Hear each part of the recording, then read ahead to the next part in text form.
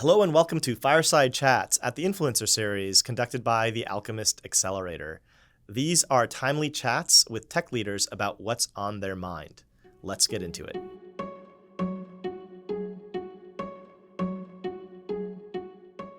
We are so thrilled to have Rishi here. Rishi Taparia thank you for coming back. Rishi is a veteran of the Influencer Series. He's been here. He's OG. Yes, Rishi's was with the Influencer Series even 14 years ago, I think, when we initially started. And Rishi's wisdom, Rishi's youthful experience, or his youthful expression in his face, and his, belies the amount of experience that you actually have. I think doing my best. that is, you've seen so many different perspectives of the innovation ecosystem and of the world. You grew up in Jakarta. Yep. And now you're here in the U.S.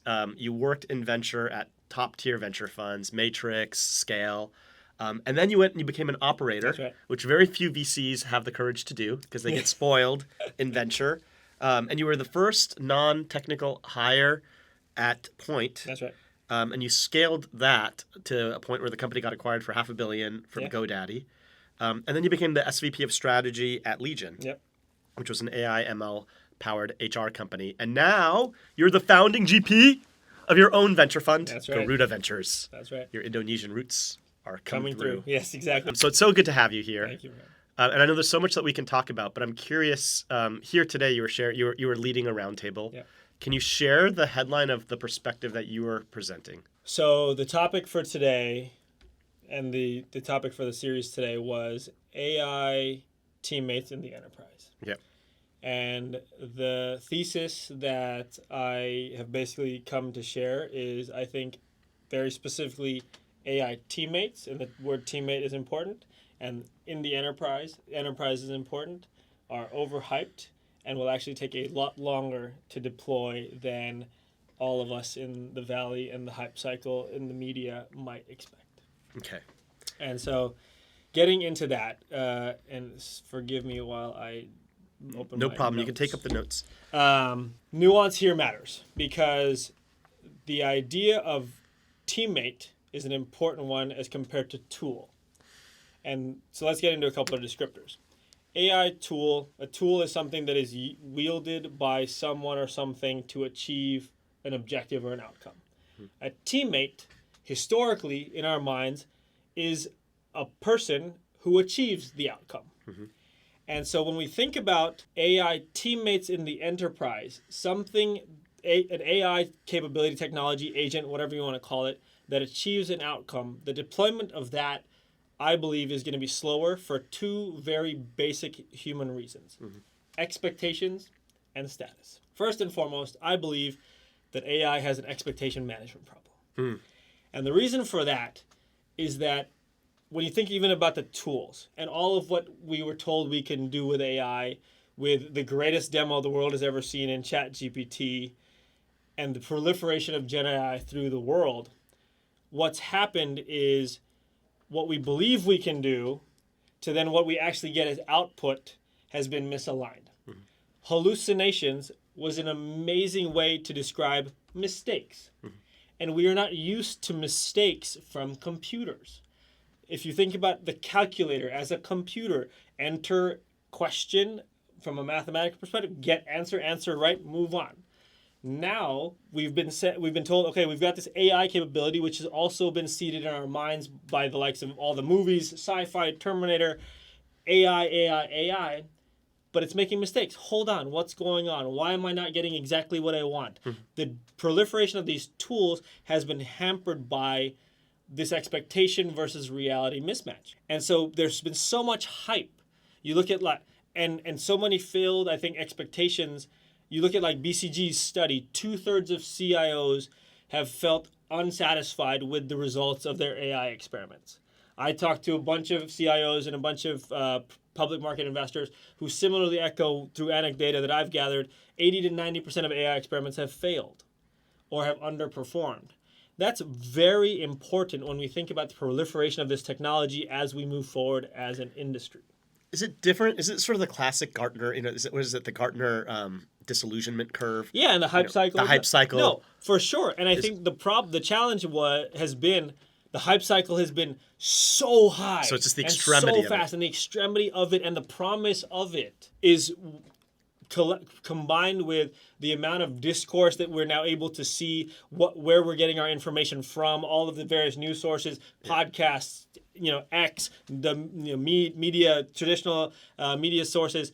That's creating just a hype cycle that is incredibly high. Yeah. And so the expectations have not been met, and that's still on the tools primarily, not even the teammates, the agents. Yes, fair enough. And so, as we remind, tools are important to achieve an outcome.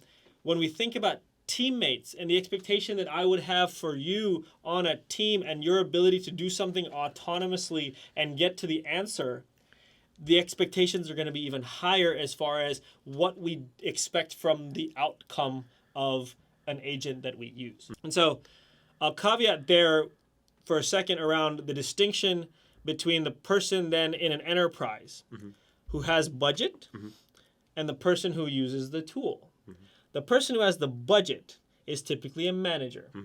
A person who uses the tool, generally going to be an IC, going to be building something toward and demonstrating that for the manager. So the manager is the corraller of people. An individual contributor. That's an individual contributor, I see. Yeah. The manager is the person who corrals the people, sets the goals, sets the metrics, talks up, talks down, gathers the resources.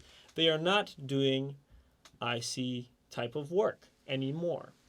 And so when you then think about the idea of the proliferation of AI teammates, what may that necessitate? Well, AI is supposed to reduce your cost. AI is supposed to drive more efficiency. AI is supposed to help you be more productive. AI is supposed to replace people. If now the manager has a team of AI agents and AI teammates that are reporting to her, what has happened? All of a sudden, she is now more directly responsible for the work product that has to be made. Oh, so you think there's an organizational disincentive? There's an organizational disincentive because you have to train it, you have to check it, and shit rolls downhill. And so in that event where something goes wrong with the AI versus somebody on your team makes a mistake, we are more trusting and lenient with the team than we are with the technology. And so then the backlash from that now gets very much more onto you than onto somebody on your team who made a mistake, I think people will be asking questions about from a purely psychological perspective. Interesting. Okay. So that's now expectations versus reality. Okay. I think the second big point around this is the idea of status. Historically, we have conferred status upon those people who manage a lot of other people and who wield influence over a lot of people. Kings and their kingdoms, generals and their armies, managers and the size of their teams. And so when you think about AI teammates, AI inherently caps or limits the size one's team can grow. But we have historically existed in a world where if you say, I am a VP at insert company name, Meta, OpenAI, Google, and I manage a team of 50 or 100 or 500 people, the number of people I manage increases and elevates my status in your mind. If you say, I manage a team of 5 people and 500 AI agents, that hits different.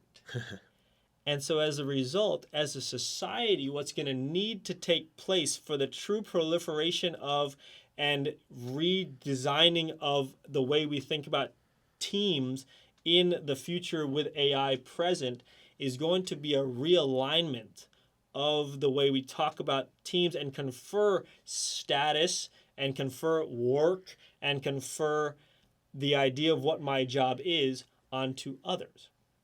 Interesting. So the thesis is that there's a cost of status for enterprise teammates to succeed, and that organizational cost will either consciously or subconsciously create friction. Correct. There is going to be pushback, conscious or and the rationale behind it TBD, but there will be pushback from within the enterprise. Yeah. Again, I'm very specifically talking about Yeah, the yeah. enterprise. I think smaller companies, we're going to see the change. Yeah. Resource constrained, we're going to see a change. You're already seeing the 5x engineer output with tools like Cursor and all of that at small companies. Yeah. But when you're at a large organization and the CEO asks the CTO, how much more efficient are we going to be? Oh, we're going to be 5% more efficient, 10% more efficient. That historically has been good. And so the reset is going to be on the expectations of what can be done, and there's going to be a top-down push, but internally you're going to get strife because of fear of replacement, fear of lack of status, and the expectations versus reality of what can be done is misaligned. And do you think this is significant? Do you think this is, do you genuinely believe this, or is it more of for a provocation of discussion? Look, I think the what I talk about with all of the founders that we back, particularly those that are going after the enterprise, is it's not going to be as fast as we think. And so the way you sell and the way you deliver value for both the buyer and the user are going to be very different.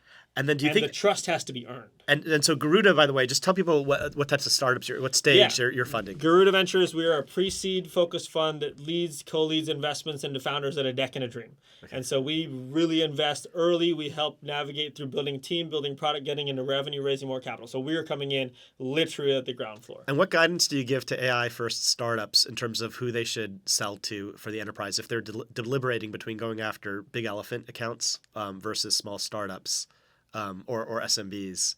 Do you have guidance on where they should focus? I think we basically guide depending upon what your product is, it's a different strategy. Okay. And if you're building for the enterprise, if you're building for an enterprise user, you're going after that 6-figure, 7-figure contract, know that it's going to take time. And particularly with AI, it's going to be a longer and more drawn out process because there's going to be demo, there's going to be pilot, there's going to be trust building that has to happen within an organization, and a champion that has to believe in what you're doing within an organization in order for there to be enough thrust that this works. We saw this at Legion. Legion was using machine learning and artificial intelligence to schedule hourly workers at large brick and mortar retailers. What does that mean? Well, historically, the job of scheduling has been, I'm a manager, and Ravi should work these hours, and Claire should work these hours, and Dan should work these hours, and I'm creating the schedule. That's really inefficient, especially when you think about labor being either the first or second highest cost for a retail business. You can do that better with technology. We went in there talking about technology and how it can help support this. There was a lot of apprehension. I trust the store manager. The store manager knows their store best. We said, we agree with you. Let us collaborate together. Let them adjust the schedule if they believe it's incorrect in the model. We will then adjust our models going forward. What you would see is that you'd have a lot of adjustments because we didn't do it in a black box type of manner. A lot of changes that would take place early on. The changes would start to take, number of changes would tick down, and then it would fall off a cliff because the technology is trusted. But for the enterprise, getting to that level of trust may take years. Ultimately, we got to massive enterprise contracts with customers like Dollar General and Nike, Cinemark Movie Theater, and the like. But again, it takes time to build that trust. So make sure you know how you're selling if you are selling AI native into the enterprise and how long it's going to take, and see if you can build your way there and earn the right to survive till they convert. But if you have like a 2-year runway, if you raised a seed round, maybe 18 months to 24 months. And so, time is your most precious asset as a startup. There's 2 schools of thought. One is go after the big elephants because it's very difficult to go from smaller companies to larger companies versus the other way around. Once you get the big elephants, you've established a quality brand. And you don't need that many to then have a huge valuation lift. That's right. And then there's the other school of thought is go wherever you're going to have the quickest iteration, and that's the smaller companies. And some of those will become big, and so your growth strategy will be having basically like a portfolio of small companies, and some of those will emerge. If a founder is wrestling between those 2 approaches, and they're really they're really open to either, is there just a generic secular answer that you think is better? No, because I think the honest answer is it depends. It does depend. If you come from the enterprise world, you have a lot of connections, domain expertise, and connection, and inherently built trust with an organization already, and you want to go after enterprise, fantastic. Let's go that way. If you're a first-time founder going after a new opportunity, you haven't been as long in the tooth and as gray in the hair as me, and you haven't. You don't have that. You don't look that long. You haven't seen as much. Then I would say Better to start smaller and go after the like the small, medium-sized businesses who are going to convert faster, iterate, build up the trust and the expertise, and then say, hey, now we can actually go after the enterprise. Okay. And for the aspiring enterprise AI founders that would love to get a check from Garuda, are there certain spaces that are captivating your interest right now? We spend a lot of time these days looking at vertical software, specific into markets that are unloved, untapped. We're looking at a lot of warehousing, a lot of MSPs as an example. We just invested in archive and compliance for SEC regulated businesses and the like.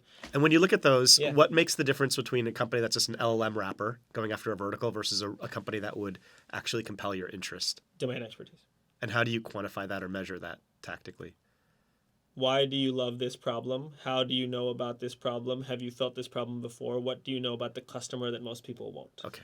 Because I believe in a world where we are going to see software capabilities and feature functionality be more or less easily replicable, particularly given the advancements in some of the AI capabilities that we have. I think the difference between the good and the great companies is going to be your ability to distribute, your ability to sell into the market, and the market pull that you're able to gather and build based on your nuanced understanding of that specific market, that specific customer, the use case that they're going to use the tool for, and how sharp the wedge is in. Okay, that sounds great. And we like this. There's so much we can talk about, but we're coming up on time, and so I wanted to ask.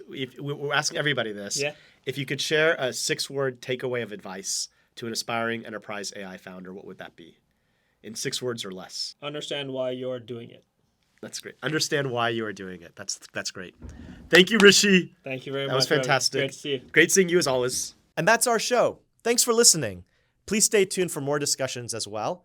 You can also check out our website, alchemistaccelerator.com, to learn more about the Alchemist Startup Accelerator program and to get in touch. We'd love to hear from you.